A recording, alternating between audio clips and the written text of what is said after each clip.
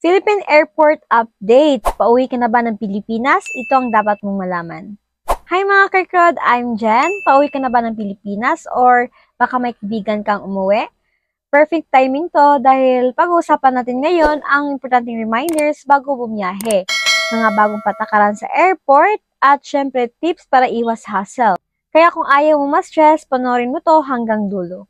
3 days before your flight checklist time. Unang-una, mag-ayos na ng gamit. Pero hindi lang dapat basta gamit. I-check mo rin ang mga documents mo like passport, e-travel registrations, return ticket. Ang passport mo dapat ay valid, and for return ticket kung applicable lang. And any supporting documents, lalo na kung dual or former Filipino ka. Kung may planong magpadala ng gamit, mas okay kung mauna na. Lalo na kung months ahead pa ang flight mo. Pero kung short notice, ready ka na dapat sa baggage allowances. I-video mo ang content ng bag mo. Like ano yung mga nilagay sa bag. Kasi dagdag protection na rin yan for your security purposes. Passport issues and new NAIA policy. Napanood mo na ba yung news, yung isang pasero dahil hindi pinasakay kasi may punit ang passport niya?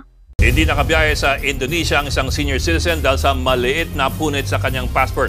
Duda ng kampo na matanda, sinadya ang nangyari. Dumipensa naman dyan ang mismong airline. Nasa frontline na balitang yan si Gerald de la Peña.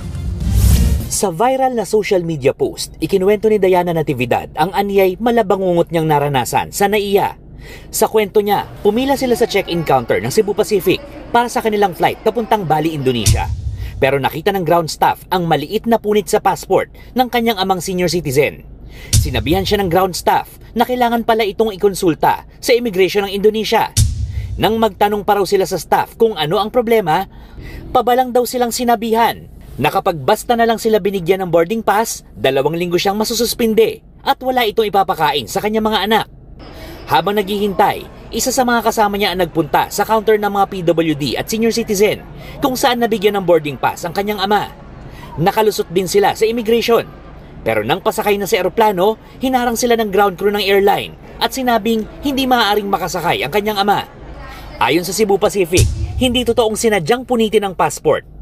Kinuhanan daw nila ito ng picture at mismo ang immigration na ng Bali ang nagsabing hindi nila ito matatanggap. Nagpaalam lang daw ang grupo sa ground staff na kakain sila, pero pumunta pala ang mga ito sa kabilang counter kung saan hindi nakita ng ground crew ang punit, kaya nabigyan sila ng boarding pass. Maaari raw lumampas sa 300,000 pesos ang babayarang penalty ng airline sa Indonesia kung nakalusot ang punit na passport. Paalala ng mga otoridad, ingatang huwag mapunit, matupi o malagyan ng anumang sulat o mabasa ang mga pahina ng passport. Kung magkakaroon man ng sira ang inyong passport, agad itong papalitan sa Department of Foreign Affairs. Grabe no, viral pa sa social media. So reminder, i-check mo ang passport mo, baka may sira, di mo lang napapansin. Before your flight. Kung nawala or nanakaw, i-report mo agad sa police, then i-contact mo ang nearest Philippine Embassy or consulate. Magdala na rin ng photocopy ng old passport or valid ID. NAIA update. Sa bagong patakaran ngayon, bawal nang hawakan ng airport security ang passport mo habang pumapasok ka sa terminal or during verification. Ikaw lang dapat ang may hawak niyan. Anong passport ang dapat mong dalhin? Depende ito sa status mo. Kung Filipino citizen ka, Philippine passport. Pero kung dual citizen ka pero wala kang Philippine passport, foreign passport plus dual citizenship documents. 3 pages yan, original copies. Kung former Filipino ka, foreign passport na valid for at least 6 months. Airport scams and how to avoid them. Yeah, sadly may mga scam pa rin sa airport. Minsan kapwa Pinoy pang gumagawa. And para iwas abala, stay calm. Pwede mong hilingin na i-rescan ang bag mo. Sa manual inspection, humingi na isang staff lang ang magbukas and videohan ang process kung kinakailangan.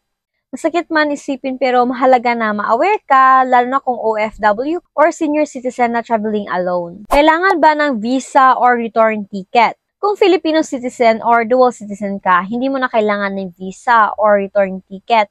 Kung former Filipino ka, depende yan sa passport mo ngayon. Ayon sa Executive Order 408, may mga bansa na visa-free for 30 days sa Pilipinas. Check mo lang yung bansa mo kung kasama sa listahan. And kung hindi, kailangan mo mag-apply ng Philippine Visa online. Search mo lang sa browser mo, type visa.gov.ph. Yan, naka-flash sa screen. Return ticket clarification. Kung Filipino or dual citizen, hindi na kailangan. Kung former Filipino, hindi rin required basta may PSA birth certificate or old Philippine passport. Kung kasama mong bumiyahe ang foreign spouse or anak, pwede nyo i-avail ang balikbayan privilege at makapag-stay sila ng hanggang 1 taon kahit walang return ticket. E-travel and custom declaration form. Yes, required pa rin ang mga e-travel registration. Gawin mo ito within 72 hours bago ang flight. May mga airport pa rin na hinahanap ito during the boarding, so mas mabuting may print out or screenshot ka na. Sa custom declaration, may custom declaration form na rin sa online. Connected na rin ito sa e-travel portal, kaya mas madali na ngayon. Baggage tips. Kung marami kang gamit, consider mo nang ipadala in advance kung maaga pa ang flight mo. Kung wala na sa oras, like kapos ka na sa oras, i-ready mo na ang hand carry at i-check yung baggage mo.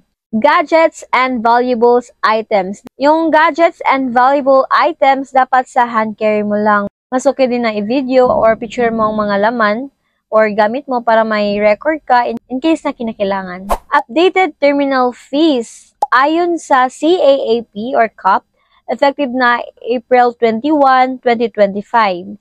Narito ang bagong rates ng passenger service charge. As you can see, international departures, 900 pesos or 17 USD, dating 784. Domestic departures, 350 pesos international airports, 300 pesos principal class airports, 200 pesos principal class 2 airports, and 100 pesos community airports. Minsan kahit kasama na sa ticket ang terminal fee, may airport pa rin na humihingi ng bayad on site. Kaya mas maiging magdala ng extra cash para iwas abala. So ayan nga mga ka-rekrod, kung pauwi ka na ng Pilipinas, i-double check ang passport mo, mag-register sa e-travel, i-prepare ang required documents, magdala ng extra budget for terminal fees, at pinaka-importante, maging alerto at informed. Kung nakatulong sa iyong video na ito, don't forget to like and share. At kung gusto mo pa nga ng more travel updates and any tips, don't forget to subscribe. Maraming salamat! Ingat sa biyahe!